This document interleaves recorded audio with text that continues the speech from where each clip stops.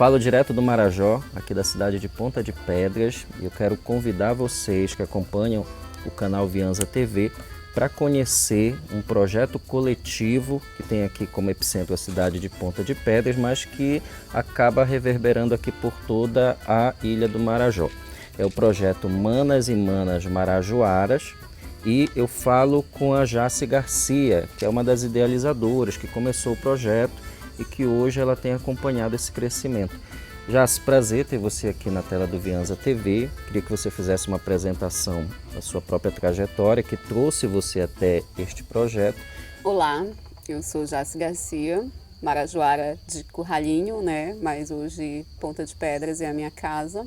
Estou aqui há 10 anos e o projeto Manos e Manas Marajoaras, ele é um desejo de muito tempo, sabe? Quando eu estive trabalhando no município de Curralinho, eu tive contato com muitas mulheres, muitas meninas das comunidades ribeirinhas, e a gente falava muito sobre essa questão de ter uma renda própria das meninas, das mulheres, em especial das meninas que acabavam assim casando muito cedo e tomando muito conta do lar, da família, e que não tinham muito essa oportunidade de trabalhar fora, de ter uma renda fruto de um trabalho fora de casa, né?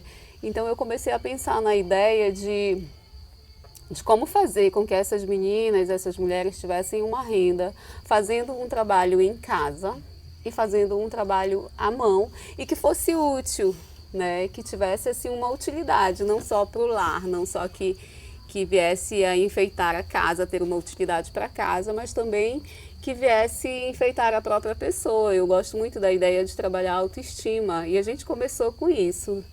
20 anos atrás eu não tinha muita ideia de como fazer, eu gostava de usar, mas eu não sabia como fazer as biojoias. E eu conheci um artesão chamado Francisco, que eu comprava muitas peças dele e falei desse desejo de ensinar as meninas com quem eu trabalhava, de ensiná-las a fazer o artesanato, fazer as biojoias e fazer com que isso fosse uma fonte de renda para elas. E ele foi super generoso, me ensinou e foi até a minha casa, foi até essa comunidade e ensinou elas também. Então cresceu em mim o desejo de tornar isso maior. Só que eu precisei sair de lá, mudei de cidade e guardei um pouquinho, né, esse desejo para mais tarde.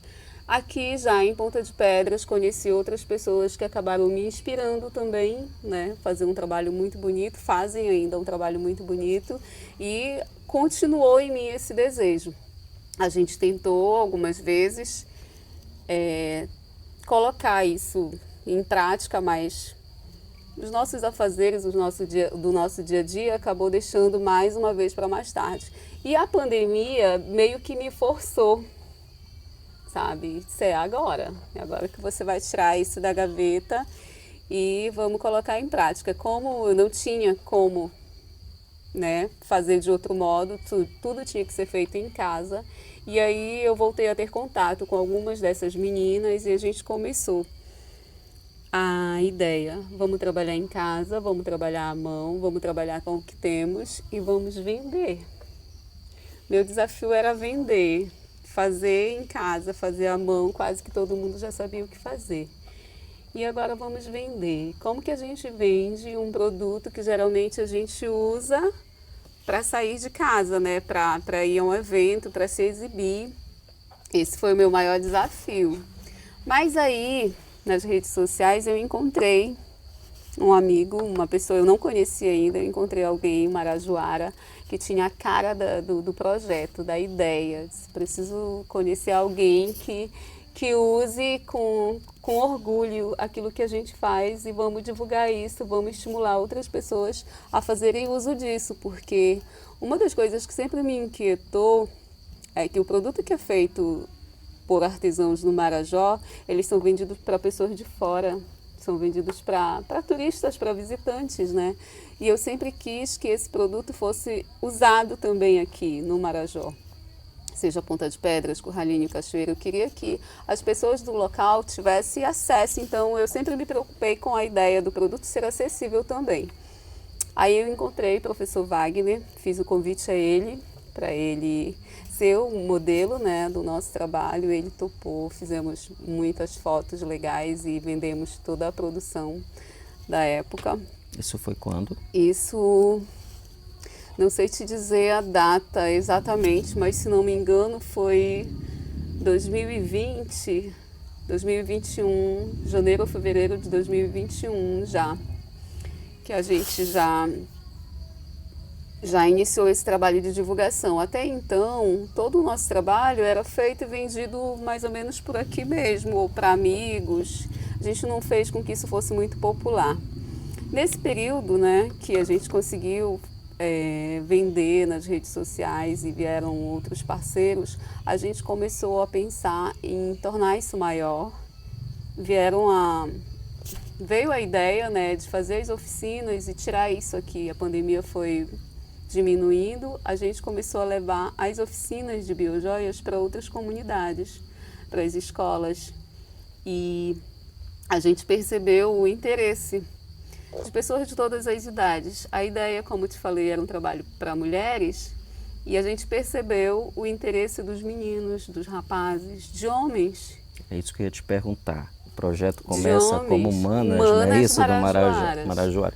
Aí depois entra os manos. Como depois é que os manos entram junto com as manas e o projeto chega nesse formato atual? Isso é muito culpa do Marcos Samuel, meu amigo, que é escritor, porque ele perguntava para mim: por que Manas? Eu falei, porque é sobre mulheres, é sobre as nossas dores, é sobre as nossas dificuldades, é sobre o que a gente usa. Aí ele falou que as dificuldades das quais eu me queixava, ele, quanto homem, quanto menino da periferia e quanto um homem gay, ele também sentia, ele também sofria, ele também passava por tudo isso. E que ele gostaria de ser parceiro, ele gostaria de contribuir, mas que ele não ficaria confortável, né, sendo chamado de mana, né? Eu disse, bom, então a gente tem que repensar, manos e manas marajoaras, o que vocês acham?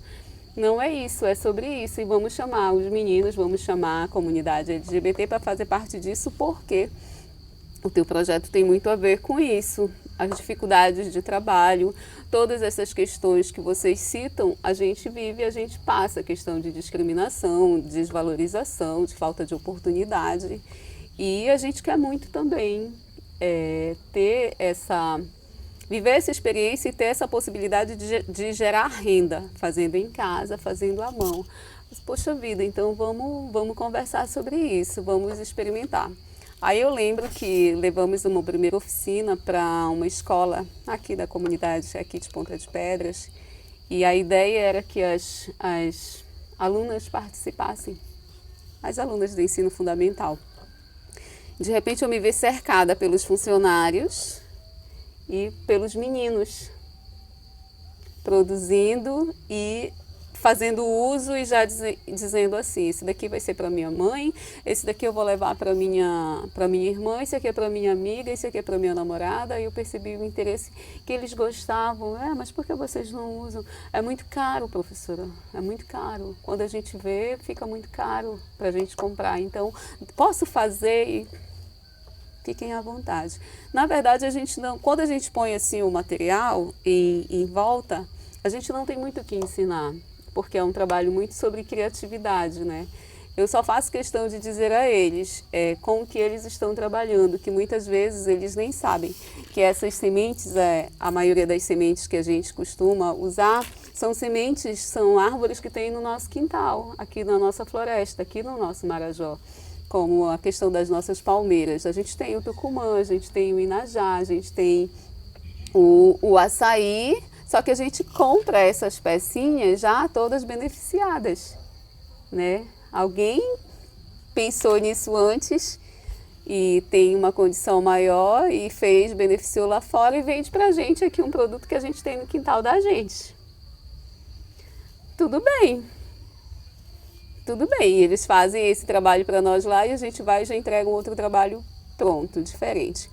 Então, a ideia do projeto é dar oficina, né, promover a oficina de biojoias para qualquer pessoa tem o objetivo de gerar renda para essa pessoa fazendo em casa, fazendo à mão, tendo a consciência de que o material todo que ela utiliza são recursos naturais, seja beneficiado ou não, porque a gente trabalha desde as sementes, os gravetos, madeira, madrepérolas e outros materiais acessíveis, de fácil acesso aqui ao nosso redor, e faz com que eu tenha produtos não muito caros, bonitos, e que seja acessível para o marajoara, não só para o turista, né?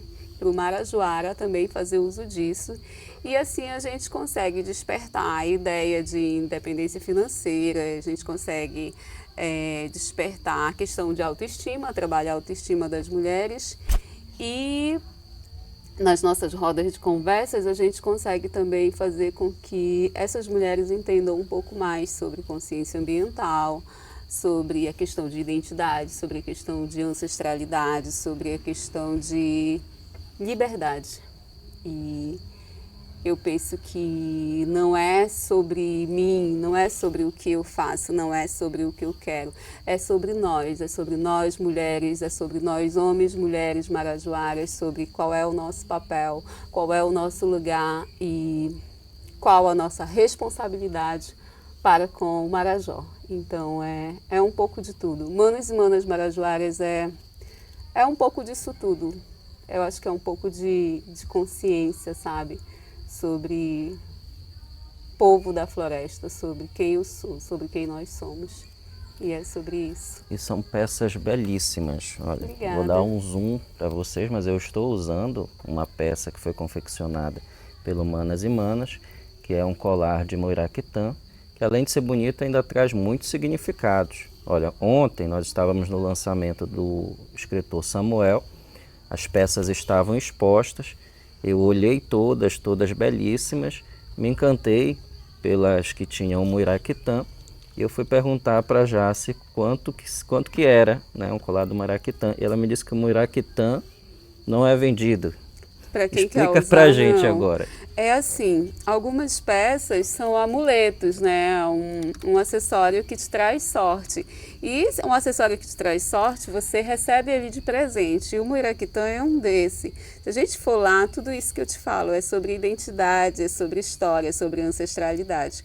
O Moiraquitã é um amuleto da sorte que geralmente os guerreiros índios, né, os indígenas, recebiam das suas amadas, da sua mãe, das suas irmãs, de alguém da família. Ele recebia antes de ir à guerra, antes de ir à luta. Era um pedido para que ele voltasse, traz de volta. Você vai, você leva, você traz de volta ele para mim. Ou seja, para ele trazer de volta, ele tinha que voltar, tinha que estar vivo, né? Tinha que resistir. Então era como se aquilo ali fosse te trazer sorte, vai te garantir voltar para casa. Então ele tinha que receber aquilo, ele tinha que receber aquele desejo, aquela energia. Então sempre que alguém vem aqui, eu queria um Moiraquitã, se você vai dar de presente, não é para mim. Aí eu digo assim, escolha outra peça. Ué, mas eu quero um Moiraquitã. Eu te dou um Moiraquitã. Você vai comprar outra peça, porque o Moiraquitã eu vou te dar, aquele é um amuleto. A mesma surpresa que eu tive na a hora gente está contando história, né? Que a Jace me falou. E outras coisas sobre as nossas madrepérolas, sobre as pedras. Eu sempre falo, geralmente as pessoas vêm assim, elas querem umas coisas pequenininhas, aí depois elas começam, usam um acessório maior. E quando elas saem com um acessório maior, que eu percebo que elas não têm muito hábito de usar, e vai saber do que eu estou falando, eles colocam para dentro da camisa. Eu disse, não. Põe para todo mundo ver. Ué, mas por quê? Ué, tá inseguro? Quando alguém chegar perto de você, independente da energia que ela vier, pode ser boa ou ruim, ela não vai te olhar nos olhos. Ela vai olhar para a tua peça. Então, qualquer energia ruim não vai ficar em ti, não vai ficar nos teus olhos, vai ficar nas tuas peças. E é sobre isso. Você vai ver muitas pessoas conversando contigo, olhando para o teu pescoço. olhando para o que você está usando, não vai estar olhando para ti. Então, se tinha alguma ideia, alguma intenção de energia ruim, se perdeu ali quando desviou o olhar. E a gente acredita muito nisso, entendeu? Nos foi passado essa ideia, a gente repassa e eu realmente acredito nisso, porque geralmente quando eu saio com uma peça assim mais exuberante, as pessoas nunca olham para os meus olhos, elas olham para a minha peça e para mim está tudo bem. Com relação a essa devolutiva desta identidade, desta força das manas, vamos falar das manas, foi o primeiro público que o projeto procurou atingir. Foi. Como tem sido essa devolutiva, essas experiências, como é que essas mulheres chegam e como é que elas saem depois que aprendem a fazer essa inventividade através da cultura e da arte? Para a identidade feminina no seu papel na sociedade, como é que você tem visto isso? Como eu te falei, né? A ideia do projeto foi fruto dessa minha inquietude, por perceber que a mulher estava ali num segundo plano. Isso, de alguma forma, me incomodou. Então, eu não me via naquele lugar. Eu acho que se eu estivesse ali, num segundo plano, dentro de uma família, num segundo plano, eu quanto mulher, quanto esposa, quanto mãe, eu não me sentisse uma peça igual ou muito importante que o meu parceiro, quanto ao meu parceiro, eu acho que aquilo ia me incomodar muito. Então, pensando como essas meninas, eu quis que elas tivessem uma renda própria. E eu ouvia muito delas: professora, a gente não pode... não dá para eu vir fazer o curso porque eu tenho que fazer o almoço para o meu marido, eu tenho que cuidar da casa, eu tenho que ficar com meu filho. Aí, poxa, mas dá para te fazer em casa? Então eu ensinava rapidinho alguma coisa e elas levavam o material para casa e faziam em casa. Olha, professora, eu consegui fazer isso aqui. Ótimo, dá para vender, vamos vender. Aí quando eu entregava o dinheiro a elas, eu já percebia assim uma satisfação, né? Um interesse. Professora, eu quero mais material, dá para eu levar? E a gente foi, quando eu vi, elas estavam comprando, né? Buscando em outras fontes, outros materiais e fazendo e produzindo. E aí a gente senta, faz essa roda de conversa. Aí eu sempre explico para elas: você não é obrigada a se manter numa situação onde você não se sente confortável. Só que, para você ter liberdade, no meu entendimento, você precisa ter independência. E essa independência ninguém vai te dar, você vai se dar. Como é que você vai se dar? Você vai se dar dentro das suas condições. O que você pode fazer com o que você tem ao seu redor? Posso fazer isso? Comece com esse pouco. Daqui a pouco, se você quiser, você vai encontrar parceiros e a gente vai crescer juntos. Então, com essa ideia, com essa ousadia e teimosia, a gente conseguiu com que muitas meninas, muitas mulheres acreditassem e se tornassem... Eu não te digo, eu sempre falo, ninguém aqui vai ficar rica. A gente vai se tornar um pouco mais forte, mais corajosa, porque a gente vai ter a ideia: nós não estamos mais sozinhas, o que eu não consigo fazer, alguém vai me ajudar a fazer, o que eu não consegui vender, alguém vai vender para mim, se eu não vender, a minha amiga vendeu, eu não estou sem grana, a gente se ajuda, a gente se apoia. E hoje a gente buscou, né, parceiros e temos espaços de venda, temos as feiras de exposição. E como a gente já existe, né, nós somos convidados a participar em outros municípios de feiras de exposição, de vendas. A gente é convidado para ministrar oficinas. Então isso também já é uma remuneração, a gente já recebe por esse serviço. E as meninas que estão produzindo na sua casa, ou que estão ao nosso redor, elas ganharam um pouco mais de consciência e de coragem. Elas estão produzindo e estão se sentindo mais livres, estão tendo mais consciência sobre seus direitos, estão tendo mais consciência quanto o seu papel, sabe, na sociedade, e que você está nessa situação hoje, você não precisa estar nela para sempre. Se você quiser sair disso daqui, a gente vai buscar meios para que a gente possa te ajudar. O que eu não puder fazer por ti, meu parceiro, minha parceira vai fazer. E nisso a gente consegue identificar meninas com anseios de estudo, de formação, de terem outras profissões, como eu te falei, o professor Wagner, o Samuel, eles têm assim um papel fundamental, porque eles encorajam. O Wagner veio de uma realidade muito pobre, né, também, e através dos estudos ele conseguiu se tornar hoje um empresário, principalmente no ramo da educação. Hoje está vereador, e ele contando a história dele também, e dentro da condição que ele está hoje, ele oferece para meninas do projeto, pessoas do projeto, desconto nos cursos, oferece curso técnico, cursos na faculdade, né, do qual ele tem hoje, e isso para a gente é muito, muito gratificante. Samuel, quanto escritor, ele nos faz entender que nós, meninos, meninas, mulheres da periferia, elas podem ter acesso à cultura, sabe? À literatura. Você pode de repente se tornar um escritor como o Samuel se tornou, e dentro do projeto a gente conseguiu fazer com que esses meninos acreditassem, e hoje eles estão participando dessas oficinas, dessas aulas, hoje elas estão lendo, elas estão escrevendo, hoje elas estão se sentindo assim mais...